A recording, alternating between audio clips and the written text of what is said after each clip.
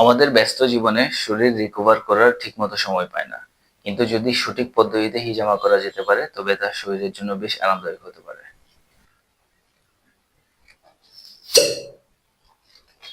কথা করতেছে?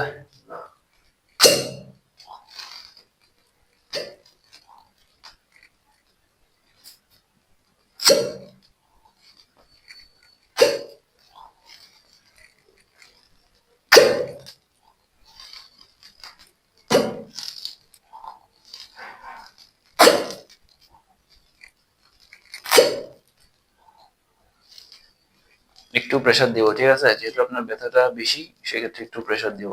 যদি সহ্য ক্ষমতার বাইরে চলে যায় অবশ্যই বলবেন।